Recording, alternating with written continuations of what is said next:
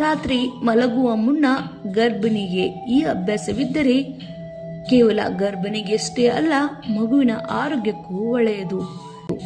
ಗರ್ಭಾವಸ್ಥೆಯಲ್ಲಿ ಮಹಿಳೆಯರು ಆರೋಗ್ಯವನ್ನು ಕಾಪಾಡಿಕೊಳ್ಳುವುದು ಬಹಳಷ್ಟು ಅಗತ್ಯವಾಗಿರುತ್ತದೆ.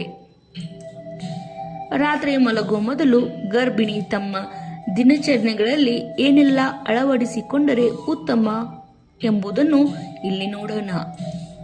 ದೇಹದಲ್ಲಿ ಸಾಕಷ್ಟು ನೀರಿನಂಶ ಇದ್ದರೆ ಸ್ನಾಯುಗಳು, ಗರ್ಭಾಶಯ ಆರೋಗ್ಯವಾಗಿರುತ್ತದೆ. ಹಾಗಾಗಿ ಗರ್ಭಿಣಿ ರಾತ್ರಿ ಮಲಗುವ ಮೊದಲು 1 ಲೋಟ ನೀರು ಕುಡಿಯುವುದು ಉತ್ತಮ. ಗರ್ಭಾವಸ್ಥೆಯಲ್ಲಿ ರಾತ್ರಿ ಚೆನ್ನಾಗಿ ನಿದ್ದೆ ಬರುವುದು ಸ್ವಲ್ಪ ಕಷ್ಟಕರ.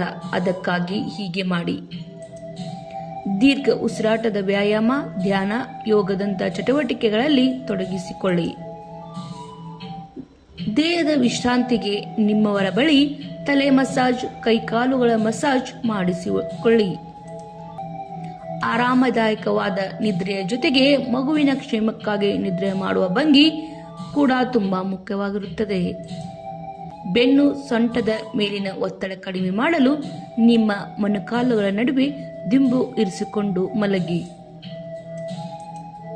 ಈ ಭಂಗಿ ಎಡಭಾಗದಲ್ಲಿ ಇದ್ದರೆ ತುಂಬಾ ಒಳ್ಳೆಯದು ಎಂಬುದು ವೈದ್ಯರ ಸಲಹೆ ಕೂಡ ಆಗಿದೆ.